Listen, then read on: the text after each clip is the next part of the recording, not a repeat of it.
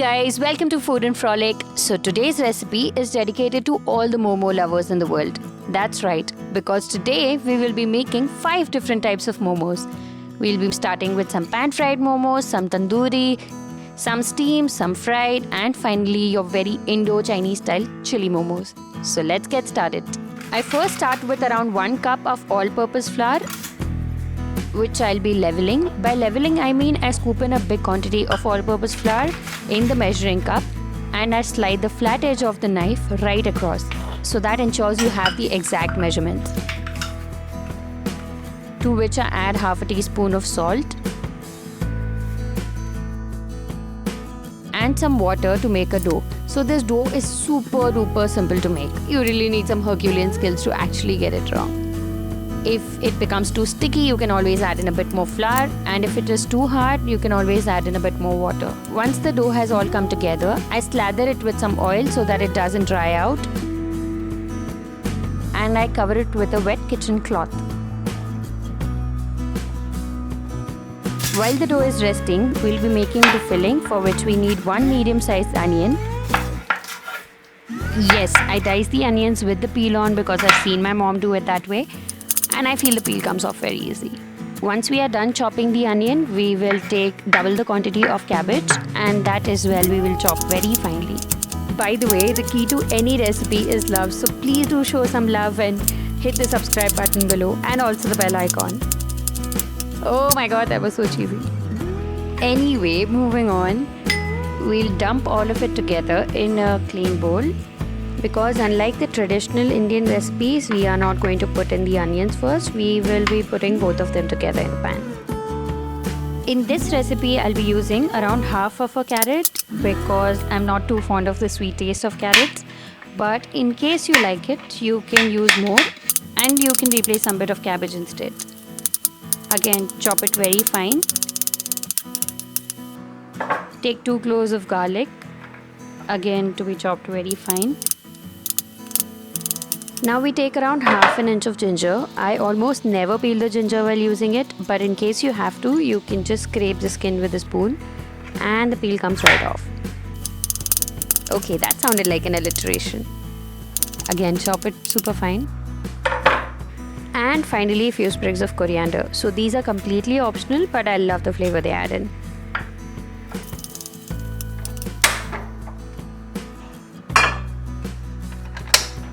Now heat around 2 tablespoons of oil in a pan and add in your ginger and garlic. Oh, I love the sizzling sound of the ginger and garlic. Judge me all you want, but I find this sound extremely therapeutic.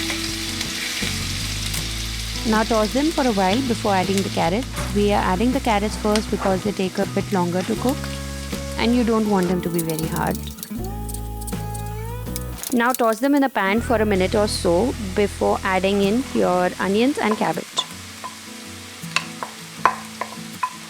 Now stir it so that it all comes together. And for flavors, we'll be adding a pinch of salt and 1 tablespoon of soy sauce. So soy sauce already has some salt. Be mindful of that while adding salt. And give it a good mix. Lastly, we'll be adding half a teaspoon of pepper. Pepper will give it all the spiciness it needs, though you can add green chilies as well. So momos are ideally not supposed to be spicy because the chutney that we eat along with it is spicy.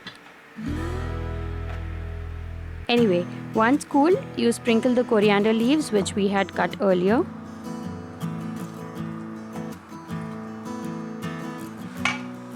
Now set it aside while we roll the sheets for momos. For that, I'm taking around a palm-sized ball, which I will be rolling into a very thin sheet. So I would like to give a disclaimer here. Only the sheets for steamed momos need to be super thin because if you're going to fry them, the sheet needs to be thick, otherwise they'll tear off. Don't judge me for this, I'm not used to doing this at all. I do this very rarely. I cut the circle with a bowl. You can use a cookie cutter if you have one. And mix the rest of the sheet with the dough. So this is one of the sheets like this. You have to make as many as possible. Please do not make the same mistakes I did. I stacked them up all together and I do not recommend that because they stick to each other. I had to redo them again, so do not do that. Now to make the momos, just pinch the side of the sheet around 3-4 times and rest it on your palm. Fill the center in with the stuffing that we have made and pinch the sides again. So this is the easiest way I found personally. You can try different ways and find your comfort zone and settle for whatever you find easy. It's all eventually going to taste the same. Let me show it to you again. So I pinch the sides first, rest it on my palm. It looks sort of like a shell. I fill in the center with the stuffing and start pinching the edges at random. It gets the shape of its own. That's the beauty of momos. So these are all the attempts that were intended to be in the same shape but came out in different sizes. We'll first start with steamed momos.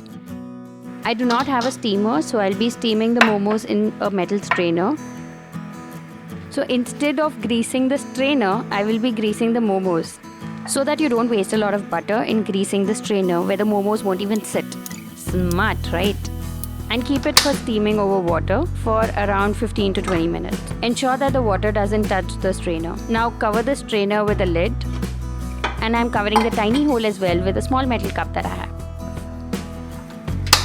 After 15 minutes, your momos should be ready. You can check them by touching them, and if the dough doesn't stick to your fingers, it means it's done. So these are your steamed momos. Now we'll be making some fried momos. For fried momos, I've taken some oil in a wok. I have not taken too much oil because I don't like to reuse it. But basically you have to deep fry them in a very low flame, because if you keep the flame higher, they tend to get those tiny little boils on them. So it's as simple as that.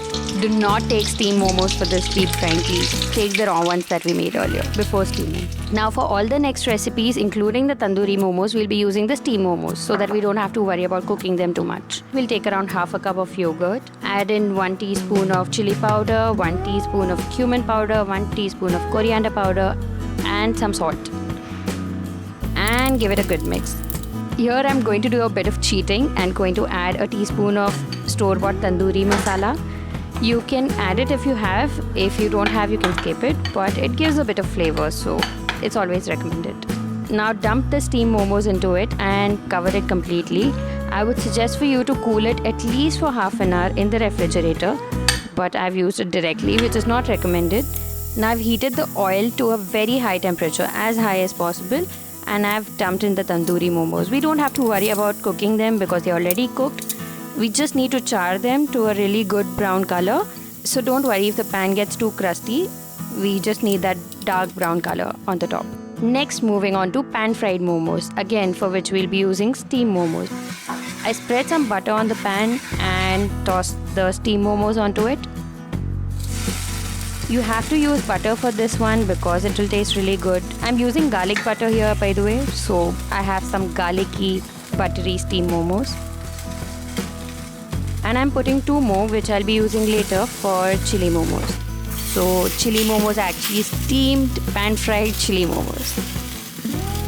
Now flip them so that we get the lovely color on the top as well. That's the color we need. So that's how we pan-fry the momos till they turn light golden brown. Ensure that they are fried on both the sides. Moving on to chili momos, which are our last type of momos. For chili momos, I'll be taking around half of a medium-sized onion. I'm first cutting it into 4s and then I'll give it a horizontal slit. Now I'll be separating all the layers. And once we are done, we'll be doing the same with capsicum. So we need around the same amount of capsicum, which I'll be dicing it into cubes. Now in a pan, take 2 tablespoons of oil, add in some ginger garlic. Add in the onions and capsicum.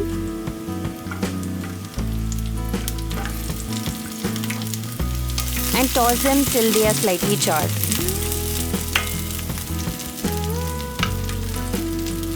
Now add 1 tablespoon of soy sauce. The flame has to be very high while cooking any of the Chinese items, but it doesn't have to cook through and through, so you need to keep tossing. And to make this thick, add some corn flour paste. I've made the corn flour paste using around a teaspoon of corn flour with 2 tablespoons of water. Sprinkling it with some salt and chili flakes. And finally you put in your steamed pan-fried momos. Since everything of this is already cooked, we just need to toss them in the pan till all the flavors are infused. Now comes the favorite part, eating. Here I'm struggling to serve the chili momos and I've already plated the rest. So we made pan-fried, steamed, tandoori, fried and chili momos today. Hope you enjoyed the recipe. Thank you for watching. Do subscribe for more. Bye-bye. Okay, you can keep watching if you want to see the bloopers of me eating with one hand while struggling with my camera from the other because I was trying to video shoot it. Turned out terribly. Please don't complain later that I didn't warn you. Okay, I had to go for the tandoori momos first because I love them the most. Oh my god, you can hear me gobble. Yeah, that's how I eat. Yes, that's exactly how I eat. You can see it from the inside, the momo, you can see the bite I took. Oh yeah, I forgot to dip it. So I dip it and eat it again. Don't worry, the entire plate is just for me.